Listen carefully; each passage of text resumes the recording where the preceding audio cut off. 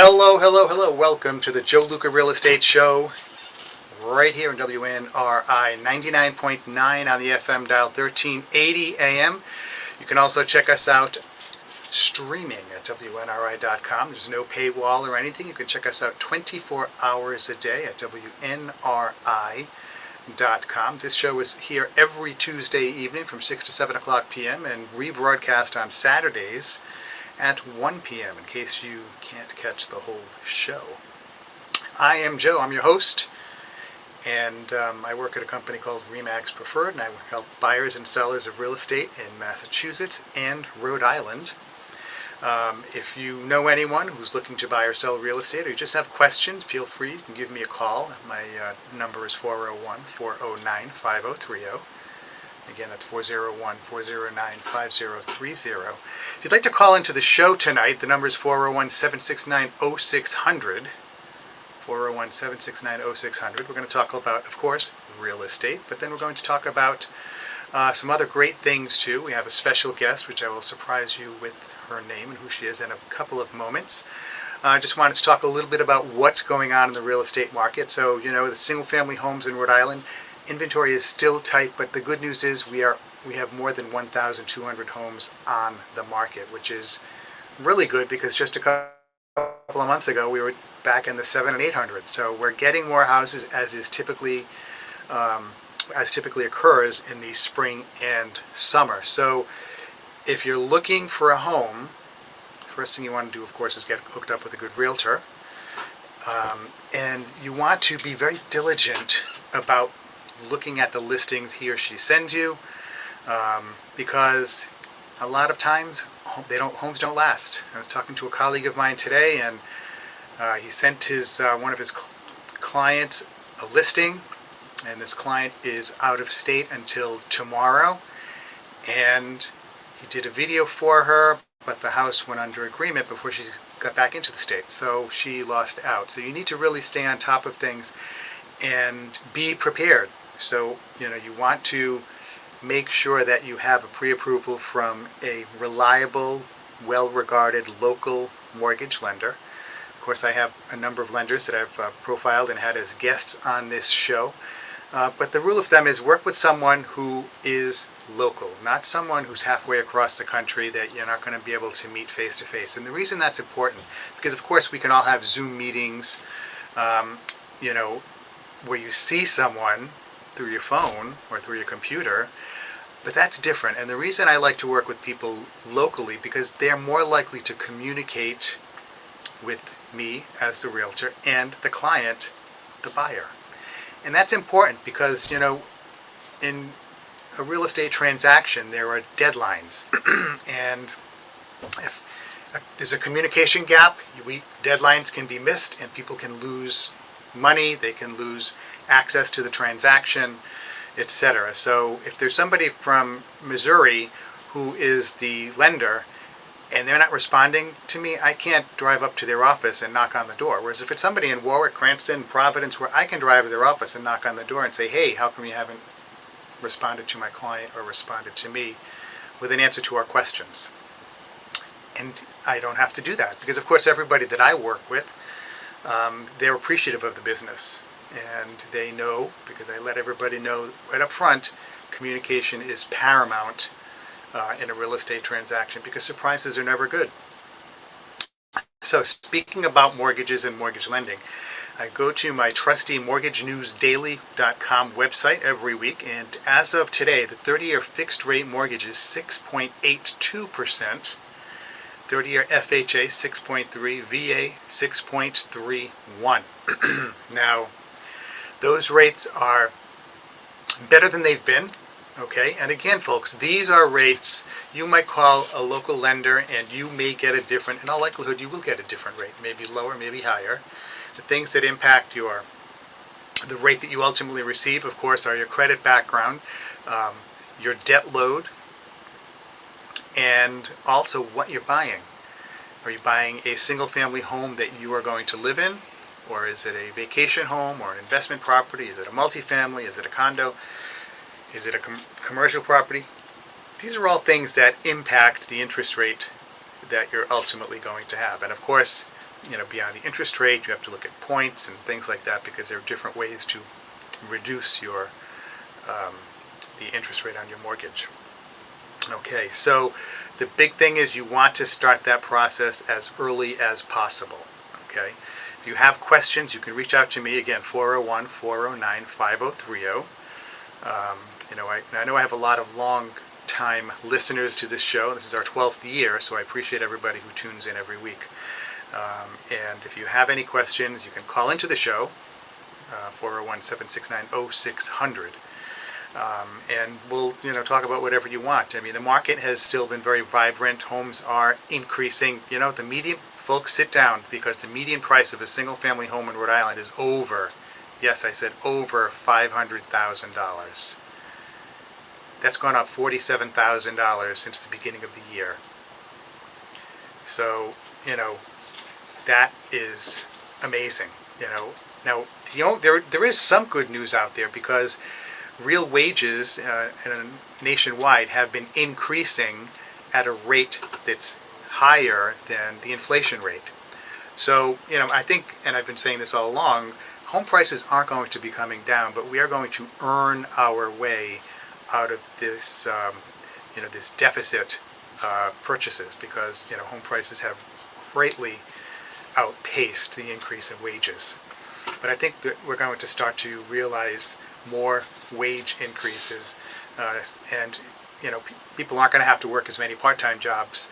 You're not going to have to eventually have as many family members contributing to the mortgage as we do now. Rhode Island, we have some good things going for us. We have some unfortunate things that happen here. They just raised the transfer tax for real estate by 63% last week. Thank you to our legislature.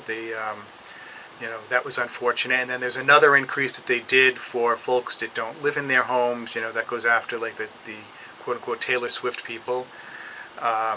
So these things make it more costly for people to buy and sell homes, which ultimately the buyer has to pay these fees, on top of the electrical inspection that they did last year, on top of lead paint. I mean, all of these things are just really unfortunate, because it makes it harder for the little guy, quote unquote, the working class family individual, to buy a home. Okay? That's why I tell everyone, stay engaged with your municipal politicians, okay, your elected representatives in your city or town, as well as your state representatives, because if you don't talk to them and give them your input, they don't know. So they're just going to listen to those lobbyists. We try, the Rhode Island Association of Realtors, we lobby to protect homeowners' rights. No one else does that. Okay, but sometimes, we're just one voice. If they heard from a lot of other people, maybe it would make it a little bit easier. So, okay, I announced before, I teased you that we have a very special guest tonight, and it is my friend Tatiana Pimental. Tatiana works at Engel Völkers Global Real Estate. Tatiana, welcome to the Joe Luca Real Estate Show. Thank you so much. I'm so excited for today's chat. Oh, hold on one second. I'm not sure if your microphone is on. Let's see here. Okay. Try that again. Thanks so much, Joe. Okay. Well, okay, so we're going to put that on pause for one moment while I figure out what's going on with Tatiana's microphone, because she's not coming through on my earphones, so I'm assuming that no one else can hear her. And I can't see my producer, so he'll be coming. Yeah, maybe Tatiana, if you could go out and get Gianna. So Tatiana, she worked at Engel Völkers Real Estate, which is a global real estate company, and she is also a good friend of mine from the National Association of Hispanic Real Estate Professionals. Yeah, John, that mic wasn't coming through my headphones. I don't know why. Feed that on just a second. Because I did turn it on over here. Try it again, Tatiana. Thanks, Joe. Still not coming through here. So, okay, can you hear her on? All right, folks, we're working on these technical difficulties. I apologize, everyone. Thank you for bearing with us. But anyway, Tatiana's a good friend of mine. We've known each other for a while, and we started hanging out on NAHREP when I was asked to be on the board of directors last year. And we've been able to go to conferences with the. Can you hear me, Joe? I cannot hear you, but I don't know Can if you hear the me, Joe? listeners can hear you or not, because it's just, you're not coming through my microphone, my headphones over here. Um, so anyway, let's see. Maybe how if I try this? We'll let you share my microphone for the time being. So Tatiana, nothing's coming through, Gian? No. Okay. Just keep going, sorry. Let's see. Should I come join you over there? Give Oh, it a no. shot now. Now you're on. Great. I'm on. All right. Okay. Awesome. Okay. So Thank you so much. Yeah, no okay. problem. Thank you. Live radio, folks. That's what happens. You get the good, the bad, and the ugly. So, Tatiana, please tell everyone, our listeners, a little bit about you, your history, Engel and Völkers, and how you first learned about and became involved with NAHREP.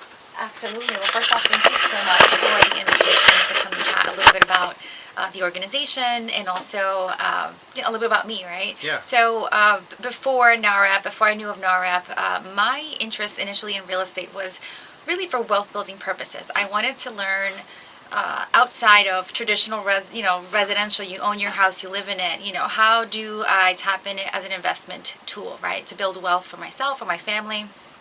And that was my foot in the door in real estate. Mm-hmm. And then a few years in, as we know, real estate, it's very relationship based. You're always connecting with people, and it's been an incredible journey because I've met so many amazing people. One of those being an introduction to NAHREP. And NAHREP, which was interesting, it was to learn that they're in over 100 chapters across the nation. They were founded in 1999, and the focus was just what I was looking for, right? It was about building wealth, Mm-hmm. particularly in the Latino community. And, over the years, Latinos and Hispanics have grown to, earn more money and create different lives for themselves. But one of the things that I think we fell short is in the education Mm-hmm. on how to continue to build wealth for ourselves, not just for the moment, but also like long term. And NAHREP, for our listeners, stands for? Oh, yes, that's right. I was so excited to dive in.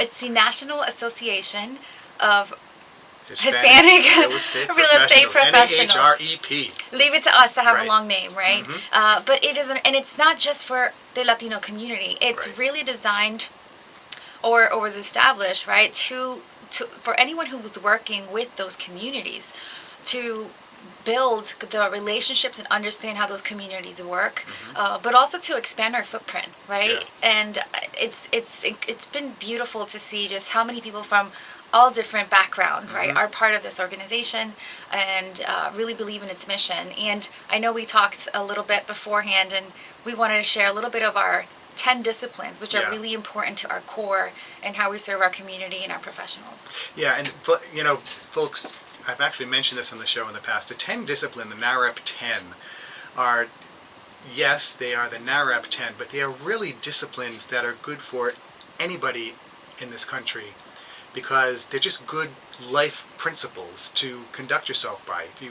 If everybody conducted themselves by these 10 principles, life would be very different for a lot of people. Absolutely. You know. It's not just for the Hispanics, right? No. They're very simple disciplines. But one of the things, and I think regardless, it's many minority communities, it's the lack of education. Yeah. So at the core, this was really designed or brought to light with the mission of, creating sustainable housing for the Hispanics, but it's minorities in general. It's how do they get the information? And what we do, I think, very well is we are immersed in working with the professionals, Mhm. right, in these markets, to then, it's like a domino effect, a trickle Yeah. effect into these communities. Mhm. Because we can't serve everyone, but we can serve the professionals who, are having the conversations, are giving the guidance and the advice. So, yeah. Yeah, and I mean, what I love about NAHREP is, first of all, it's real estate professionals. So it's not just real estate agents. It's anybody who's a professional that interacts with real estate, agent or the real estate business. So we have financial advisors, you have home inspectors, you have attorneys, you have lenders, and everything in between. And it really, it's so beneficial for, for me as just an average guy, because you get to learn from these people. And folks, I'm going to just turn the camera around for a minute. What I love about it is the passion of the Latino community. Everything, La Familia, we have our meetings, and there's just so much passion there. We had an event a couple of weeks ago, a week and a half ago, and I went there in the beginning. I had to go chair a conservation committee meeting, and then I went there an hour later. And you walk in, and the energy that was in that room was just, palpable, literally. You felt it, and everybody's so passionate about what they're talking about, if it's real estate, if it was education, whatever it may be. And that's something that I think a lot of us would benefit for if we had more of that in our lives, more passion, more energy, more enthusiasm for things. And I'm not Hispanic, but I'm involved with the community. I feel very, there's a certain, I'm Italian, Sicilian, so there's a lot of, we're very simpatico, between us. We're very much alike. And if you're watching me on the video, you can see me talking with my hands. But it's very welcoming, and not just our local chapter, but even nationwide. It is like a familia. It's the big family. And a lot of what they espouse, a lot of the values that they share and they embody as an organization are great no matter what your background is. Okay, we're all Americans, but it doesn't matter if you're Hispanic, if you're Italian extraction, if you're Asian, whatever you are. These are good traits, good values to embody, and also good business practices. So that's something that I really think is important. And then also, as Tatiana said, the education. That's one of the things in the Hispanic community. They've purchased 31% of all homes since COVID. And that's actually last year's number, so it's probably even higher now. And they're going to continue to, participate in our capitalist economy and become homeowners and property owners. And they educate themselves with organizations like NAHREP. There are other groups of folks that don't have access to this type of education, and that's why they lag behind in home ownership. So, the Hispanic community, they've got a great Gary Acosta, they've got a great leader nationwide, and it's important to just educate all of our members and the Hispanic community at large. Absolutely. And to add to that, it's not only, right, becoming a homeowner is just one sliver of what this organization really brings, right, to the table. It's about understanding wealth in general. It's about legacy. It's about again, at the core, it's education, right? It's knowing your net worth, right? How many people actually know their net worth and go through the numbers? It's knowing and learning or connecting with the right people who can help you not only invest in real estate. Now, I'm not talking about living in your dream home. Right. I'm talking about maybe potentially creating passive income through rentals, or learning or connecting with the right parties who will help you invest in stocks. And Latinos in general, we have like entrepreneurship like in our DNA. So how do they leverage businesses? There's an unraveling of so many layers of what wealth really means. Yeah. And that's why this organization was created. It's because these communities need the access, they need the education to be able to make decisions on their own. Now, if you have everything, laid out and you choose not to do anything with it, that's on you. But there are people who are hungry for this information. Yes. Right? So those are the people we're looking to impact with, what we do and who we serve. And, principle 1 for the NAHREP 10 is having a mature understanding of wealth and prosperity, because the one with the most toys usually wins. And that's, excuse me, I've got a frog in my throat tonight. That's really important, because you need to understand, as Tatiana said, understand wealth accumulation and net worth, just at a basic level. Yeah, and it's actually the one with the most toys loses, right? It's a material thing. I'm sorry, I read backwards. Yeah. All good. I want to make sure the message Thank gets you. across. Yes, It's the one with the most toys loses, right. And I think one of the what I've seen right in our communities is many times people who make it here from other countries, they're not used to having so much. So the minute they taste a little bit of money, they're out there buying the car, right? They're not buying it cash, right? They're getting a loan for it. They're buying clothes. they're immediately spending all their money on these things, on these Yeah. toys, which doesn't give them the opportunity to build wealth, right? Because Right. you can't do both. I think at some point you can, but this is where the discipline comes in. Mhm. But where do you get that information, Yeah. right? Exactly. Yes, I espoused the wrong way to do it. It's whoever has the most toys usually loses, because you don't want to be someone who is just a mass consumer. You want to spend your money appropriately and Yeah. invest it wisely. Yes. So NAHREP principle number 2: be in the top 10% of your profession. And that is so important. It's not only going to keep us, a little competitive, in what we do, but also that it shows you're invested in Mhm. what you're doing and how you're serving people. So to be top 10, there's work involved, there's discipline, there are That's right. habits you have to create, and it's not easy. No. Real estate looks beautiful and glamorous. And really, anything like, financial services, life insurance, right? How Mhm. many people don't have life insurance and things happen and now their family aren't protected? Right. It's all these things, and it's not glamorous. It's not funny. But it takes that discipline. So Yeah. being top 10, that's the other part. We talked about NAHREP, and really in the real estate industry, it's relationship based, Mhm. right? So making sure that, you are, rubbing elbows with the right people, Yeah. right? Because what's that saying? You are the average of the 5 people you're around, That's right. I want to be around winners. Yeah. I don't know about, Me too. Yeah. I know when it's, in some ways that's challenging, because, we all develop friendships with people, but then when you reach that point and you admit that to yourself, and think, oh my gosh, some of these people that I'm friends with, I can't be around with them anymore. They're like a wet blanket. They're too negative. They're not supportive enough. Mm-hmm. They resent other people who improve themselves or get better. I have to say, as an aside, I've noticed that it's not uncommon amongst female real estate agents. I find that they take each other down. Some of these women, it's really, and I never hear a guy take down another guy, because maybe they think he's a jerk or whatever, but they don't dismantle that person. And I'll just hear other women talk about women. It's like, oh my God, I'm glad I am not a female. It's like, I think I don't experience that. I think it's your reputation is so important. You only Right. have one, right? That's right.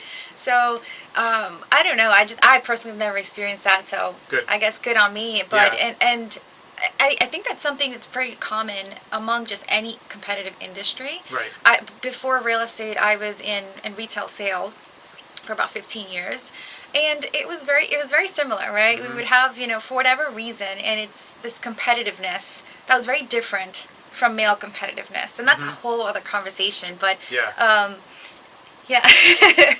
But one of the things that I find is choosing, right? Like, if that's for whatever reason happening in your circle, then Yeah. we have the ability to choose and say, you know what, Exactly. I'm not dealing with that. That's right. You have to get a move above it And beyond move it. on. And I wholeheartedly believe that, it's so important to associate yourself with the right people, right? If you have some goals you want to achieve, or there's some things you want to do, rooms you want to be in, Mhm. you can't hang out with just the same people. Yeah. And it's not even just about like hanging or like what they're doing, but it's if you want to achieve success and you want to do all these things, they talk different, they dress Mhm. differently, they show up differently, Yeah. the conversations are different, and that's really important. And I loved. I know you joined us in San Diego last year. Mhm. That was an incredible experience, It was. right? Because we got to connect and rub elbows Yep. with some of the top people in real estate Mhm. across the country, Yeah. right? Which just gives us more reach, right? When we are working with our own people. Mhm. That not every agent is doing that, No. right? Not every agent is flying to other places and building their connections. Mhm. And so that's just one other way, right, in which NAHREP gives us that ability or that encouragement to go out and connect. Yeah, exactly. Yeah, because you get to just kind of spread your wings. And I always like to be in a room where I'm not the smartest guy. I like to have like 4 or 5 other people in a room of 6 who are smarter than me, so I can learn from them. And that's why someone had once said, get comfortable feeling uncomfortable, so that you're always pushing yourself. You never can rest on your laurels. You're always just, I always try to better myself. I'm always, participating in webinars and trying to learn as much as I can listening to podcasts, because that's what you have to do to be in the top 10% of your profession. It doesn't matter, if you're fixing cars, or if you're operating on people, or if you're an accountant or selling real estate. You need to put forth an effort to be in the top 10%. 100%. And Right? it's And I love that's one of our disciplines, right? Yeah. It shows that it's important to be focused, to have goals, and to work right towards them. So I love that discipline. Yep. And then number 3 is live below your means and be ready for the next recession. This is something that's huge, because I've been in the industry long enough to have experienced a couple of, cycles of the business cycle. Mm-hmm. And, there are so many times where, just look around at how many mortgage companies disappeared. You may not remember this, but after the big crash, it was like you had all these mortgage companies that were making like a couple $100,000 a month, but they were spending more than that every month. So when the gravy train slowed down and eventually stopped, they disappeared. They had these 5,000 square foot offices with all this fancy overhead, and they just couldn't sustain it. Right, and I think it's so much more than just living below your means. That you can apply this in other areas. For example, our most recent real estate trend these past few years. That's not a realistic, that doesn't happen. So for the agents or advisors who are in the market, the ones who really are on the ball, right, and still doing the I still believe in the old school touch. You call your people, you text your people. Yeah. AI, there's an element, there's a place for it. Mm-hmm. But if it is solely plug and play and you just automate everything, you're losing that connection. Yeah. And people want that connection. So, That's right. I think that applies not just to finances, but also, your work ethic. Mm-hmm. Right? Yeah, exactly. There are things that in whatever your profession is that you have to do on a regular basis to remain competitive and to succeed. And if you don't know what those things are, you're kind of just like, throwing darts at a dartboard in the dark. You're not going to ultimately be able to scale up because you don't know what the first step is. Mm-hmm. And part of understanding the business and striving to be in the top 10% is, I think, learning what steps you need to take and being self-reflective, and then leading us into the next step, which is minimizing debt, not buying or leasing expensive fancy cars, or And that's hard, right? Because the minute, certain communities or minority groups, they start to get a taste of money, mm-hmm. they're not thinking about, oh, let me save this. Right. Some might, right? There's still many people, that I know, right? And they're they refuse to open up a credit card because they don't understand the power of credit, right? Mm-hmm. So that's another element, right? It's understanding all these other things that have to do with finances, mm-hmm. not just home ownership. Exactly. And the thing is, too, it's another challenge is social media, because you see everybody on social media, and, people don't post about when they're sitting at home reading a book or doing something that doesn't cost money, that's boring. People post pictures of when they're on vacation, in front of their new car, when they're doing this or they're doing that. And sometimes they actually embellish those posts to make them look better than they are. And then if you're on the receiving end, you're looking and say, wow, everybody's taking a fancy vacation, or everybody's doing this. I need to do it too. And I think we can put pressure on ourselves. And I'm old enough to know that, what you see and what is may not necessarily be the right thing. I've, had clients that were making, tons of money, professional people, either an attorney or an MD, and half of their annual income was on credit card debt. Wow.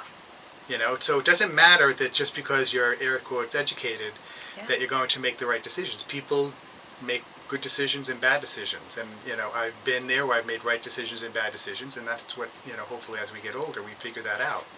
Yeah, but how amazing, right, would it be that we learned this earlier in life before we made all the mistakes. Granted, I think sometimes we need our own mistakes. Sometimes we have to learn through our own stuff, right? Yep. Depending on what it is, that's how you grow. Mm-hmm. But imagine if, and this is why this is important, right? To tap into that. And this is why that's, as you mentioned earlier, these disciplines they're for everyone. For everybody. They're for everyone. Yeah, investing at least 20% of your income in real estate and stocks.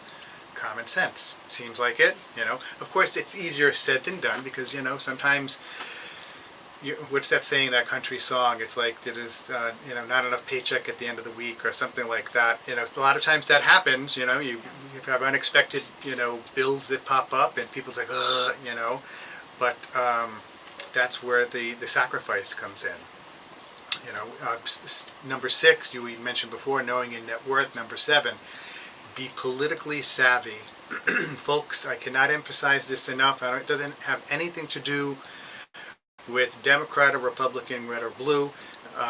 You need to pay attention. If you want to own real estate, or you do own real estate, you need to pay attention to the politics in your community, because the politicians, you know, government entities, cities, towns, counties, state, federal government, they don't produce anything, but they create needs. So they're always sucking money out of who? The taxpayer. That's where they get their money. So, you know, if they want to spend this money or give this money away or do this or build that, where's the money coming from?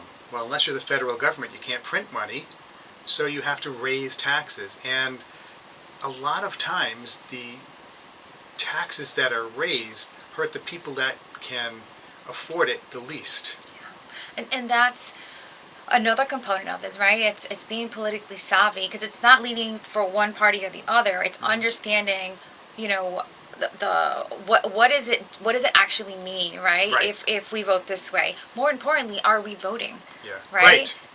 You know, we still continue to be, from the Hispanic, you know, communities, very low, right? And when it comes this to entire voting, country, very low. It kills me, because there are literally people dying around the world, dying for the right to vote, and there are so many Americans who just don't bother. Oh, it's too hot. Oh, it's snowing. And they don't go and vote. Yeah. You know? So, you know, bringing that awareness, again, that education, and it's very interesting because, you know, for an organization that's been, you know, around since 1999, I'm sure there are others out there too, there's still that lack of awareness for so many communities. And not only awareness, but I think commitment on their part, right? To do something that's going to help move the needle. And the things that matter to them, right? In the Hispanic communities, we're very family oriented, right? Yes. A lot of these decisions, you know, impact our family. They impact, you know, what we love and what we work so hard for. And again, too, we have to be mindful and politically savvy, because many of us are entrepreneurial at heart, at spirit, and it's what we do. Yep. Understanding how, you know, how small businesses are impacted and all those things, and actually doing something about it, right? Or, you know, it drives me crazy. The people that complain the most are the ones who actually don't go and do, you know, their part. Exactly. Absolutely. Yep. Yeah. So number 8, okay, now principle number 8, be physically fit, because I love this. Wealth without health is meaningless. And, you know, how many of us know someone or some people who they just work all the time, they have bad eating habits, and maybe, you know, they smoke or drink or do these other things, and they don't take care of their own health, sacrificing that to make money. But then if you make the money and you can't enjoy it because you have such a low quality of life, or perhaps you die or something like that, it doesn't really mean anything. So not that everybody has to go out and become like a Hercules or Miss America or something, but you take care of yourself. Yeah. You know, and again, I'm Italian, you know, you're Hispanic. Food is food, an important part. Good food.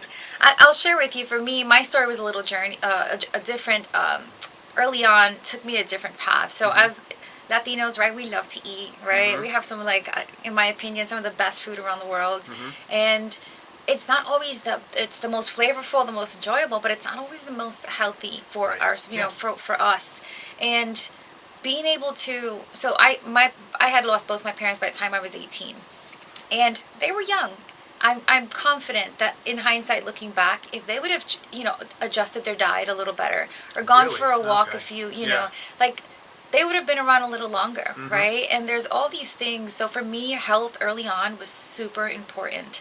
You know, switching things out, or maybe, you know, maybe I don't eat the traditional rice and beans and whatever every day, and maybe alternate other things. And for me and my family, that was so important. So I love that this is on one, you know, in our 10 disciplines, because like I said, like wealth is nothing if you don't have your health to be able to enjoy it, to spend time with your family. Mm-hmm. Why else are we working so hard outside Right. of, experiences? I'm not a things materials girl, but I'm an experience girl. Yeah. So Yep. that and family, right? And but I can't do either without focusing on my health. And I think many of us get it backwards. Right.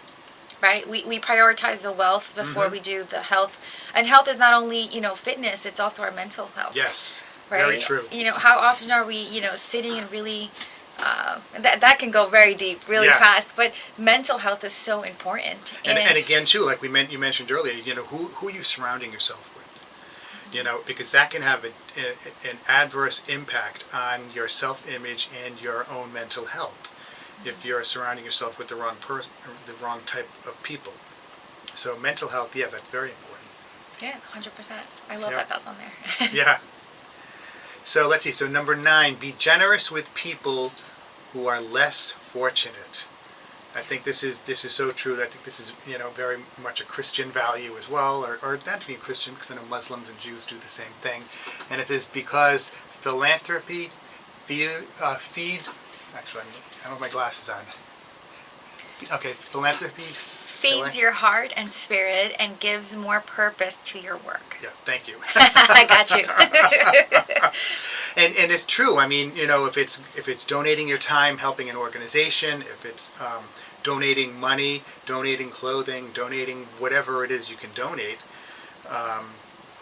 be generous. Help people as much as we're all blessed, and help other people who may not be so blessed. Yeah, and it's not always, like you said, it's not always a financial, right? Because maybe that's not the position you're in.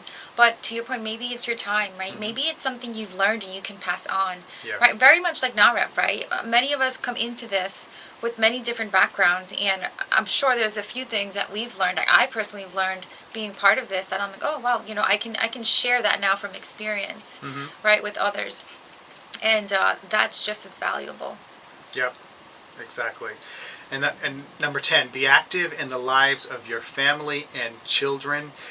This is something that, when my kids were little, they're 19 and 21 now, they, I had an opportunity to go work in Boston and living in Cumberland. And it would have been a lucrative, position, but I didn't take it because I was like, I'm going to have to leave the house at 6 in the morning to get up there for 8, and I'm not going to get home till 7:30 at night. So it's like I'm going to leave before they wake up. I'm going to get home as they're going to bed. I'm never going to see my kids.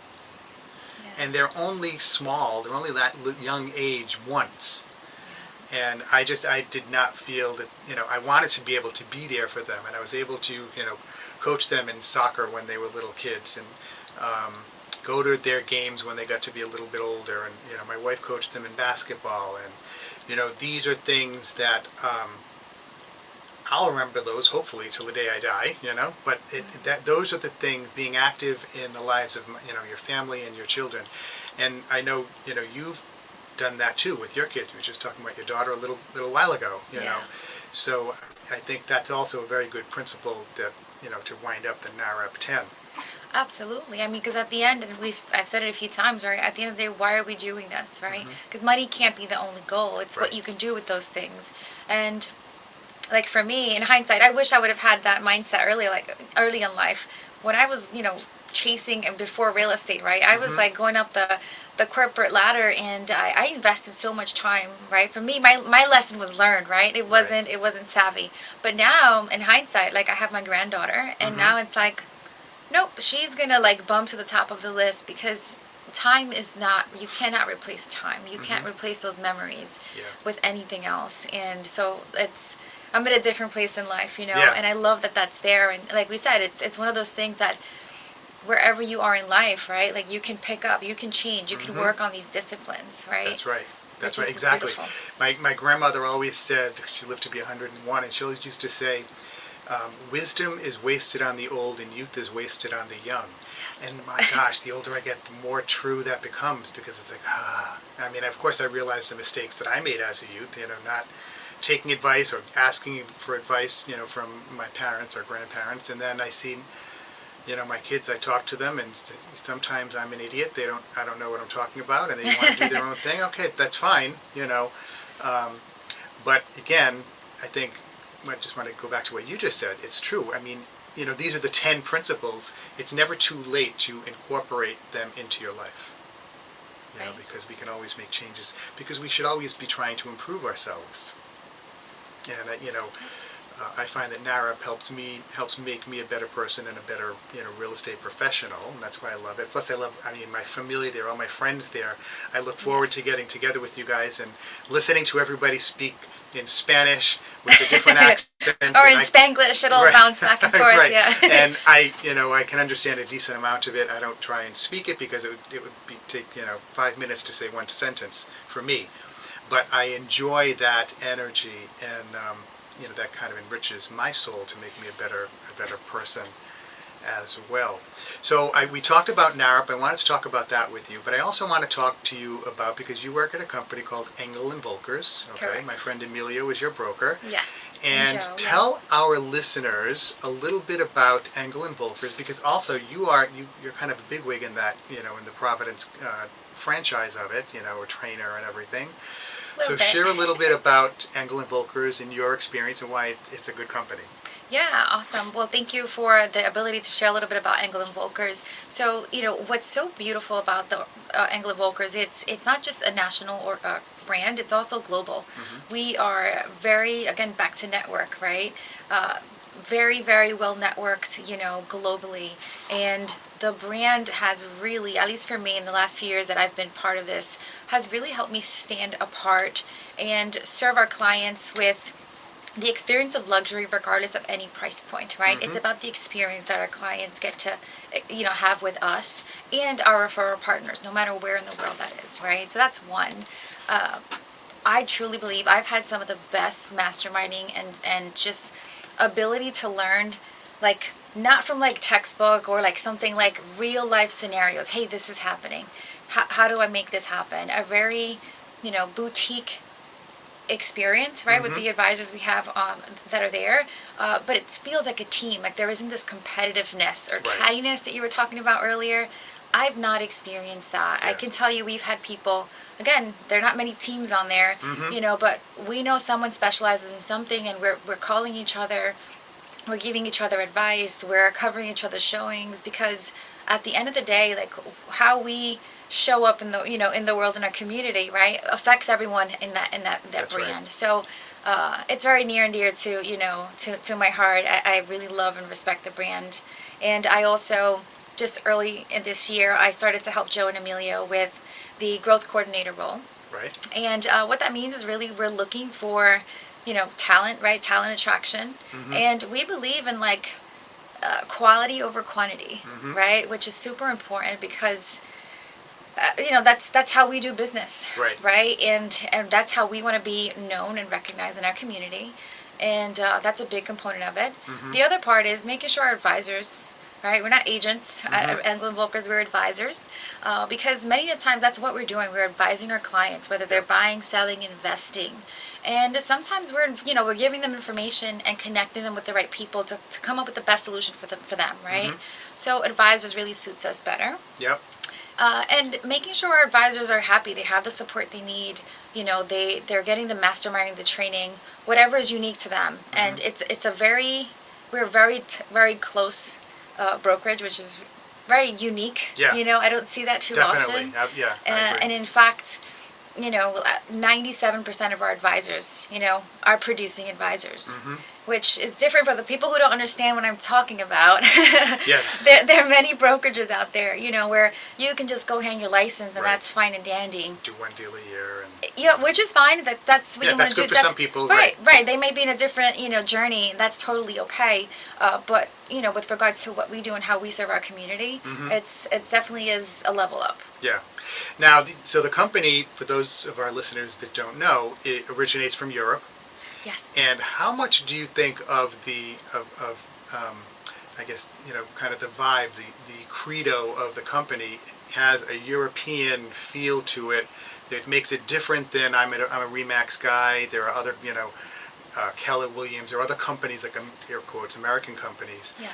How much do you think the European-ness impacts that kind of family, that kind of closeness that you have in your office? Because I would wager like a good amount of it, right? Everything from how our shops look, the locations that they're approved, right, to be. There's a lot of data, a lot of research. You can't just go and open one up because you're interested in the brand. There's research that goes in, right? It has to be in areas where money is flowing in and out. It's very strategic. The shops, it's this adorable, sweet little thing that happens all the time. We get clients who are traveling in other states or other countries, and they'll take a picture in front of the shop, whether France, Italy, wherever that might be, and they're like, "Hey, I'm in front of an Engel Völkers," and we get those texts all the time. It's really cute. It's very sweet. But what it does, it's like, hey, they remember us. Yeah. Right? They recognize that. You made such an impact on them. Because it is the same everywhere, and it's expected, right? There's a standard. Yeah. Which is very important, and it has to be, it has to be something that all the advisors that are there, are walking, right, in that elegance, in that presence, in that uniqueness, right? That bespoke experience for our clients. And like I said, it's not just from a price point. Granted, we do a lot of luxury real estate, and I think a big portion of that is our referrals, right? People who are investing, they recognize the brand, or people who are buying second homes, right, in certain parts of the country, whatever that might look like, they recognize the brand. Maybe we have many people who invest, especially Rhode Island, like so many referrals have come in where, people are buying second homes, and it's not just nationwide, it's globally. So that experience, that recognition, definitely has made a difference. Excellent. Now, you have more than one office. I remember the first office Amelia opened was in East Greenwich, correct? Yes, we're on Main Street in East Greenwich, yes. And then our second shop is located on Water Street in Barrington. Barrington, right. Okay, so you have like some of the more, exclusive parts of the state, two great communities. And let's see, I'm trying to think of another smart question to ask. So, because I have to say, what I like or what I respect about Engel Völkers, and I don't know if it's more the company or just the way Emilio and Joe run the Rhode Island offices, but it has a very clean, crisp look to it. Yes, and that is a part of the brand. That is part of what is expected. It's it's simple. It's not confusing, right? There's not too much going on with our signs or anything like that. It's because that's not the focus, right? The focus is on the experience that we've built the reputation to have, right? That's where the focus goes. So everything else is simple. It's elegant. It's minimal, right? Which I hope makes sense, right? Because the less you have to focus on those things, but still, it's a beautiful experience. Not only for like our guests that come in, but like when we get to go into the shop, and it's. You want to be at the shop, it's not just an office. It's not just a desk, thrown in a corner somewhere, right? And I like to call it the shop. It's like, it's not like the office, Oh, yeah, the shop. It took me a while, and now it's like, I'm like, what do you mean? Yeah.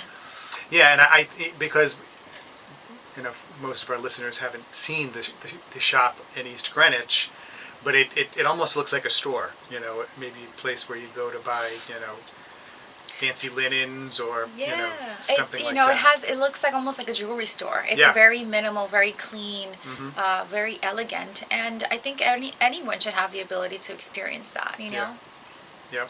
So now, Tatiana, if someone wanted to reach you, what are the best ways? Telephone, email, socials.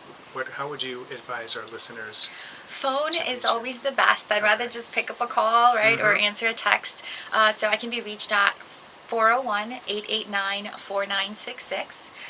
Also, my email, tatiana.pimental@evrealestate.com.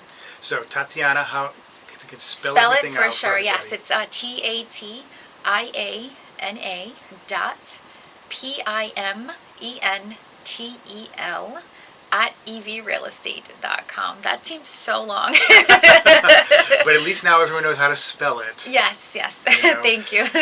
So folks, you're listening to the Joe Luca Real Estate Show. I'm here with my friend and colleague, Tatiana Pimental. She's also my co-board member and the incoming president for the Providence chapter of the National Association of Hispanic Real Estate Professionals, affectionately referred to as NAHREP. And we were talking about the NAHREP 10, the 10 disciplines that are great for not just Hispanic consumers, but people at just anybody to have a more productive and fulfilling and rewarding life. And it's important. So if you have any questions, or you want to learn more about NAHREP, check it out. It's N as in Nicholas, A as in American, H as in Hispanic, R as in real, E as in estate, and P as in program.org. NAHREP, National Association of Hispanic Real Estate Professionals.org.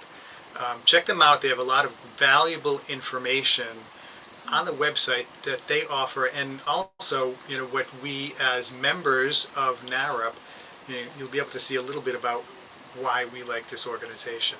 And as I said earlier, it's not just real estate professionals, real estate agents, or people like that. It's also financial advisors, attorneys, just anybody who interacts with real estate professionals, if it's homeowners, people selling property. So we have a really diverse group of people who are members. And what's great too is, what I was really impressed by this when at the national events, because you'll have someone that they're a broker and they own this franchise in whatever state, but they also, because of NAHREP, they met other people there, and now they also own this kind of a business and that kind of a business. So it really fosters capitalism and success and wealth creation. And that's something that, I'm very involved with the National Association of Realtors.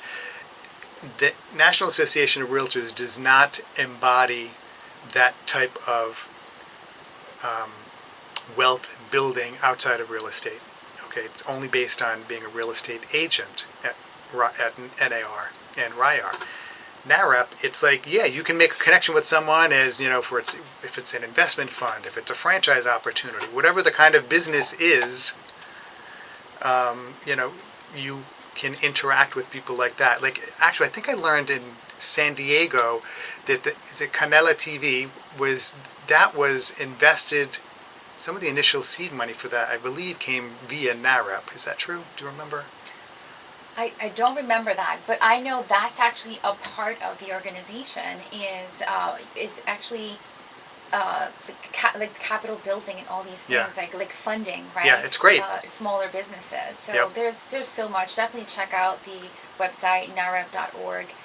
There is a ton. I mean, this hour does not do it any justice. No, it definitely doesn't. Yeah. So, folks, again, we're at the end of the hour. I want to thank Tatiana for coming on the radio show and being my guest and sharing about herself and NAHREP and Engel Völkers. My pleasure. Thank you so much for having me. My pleasure. Thank you.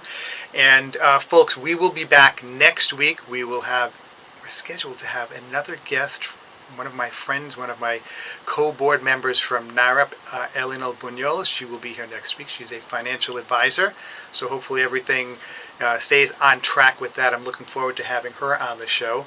But other than that, we will be back next week, same bat time, same bat channel, 6 o'clock, WNRI 99.9 FM.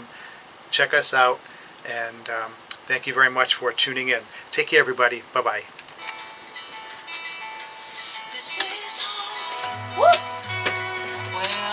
All right, thank you so much. Oh my gosh, thank you. You made it effortless. I hope it was good. Yeah, I think it was.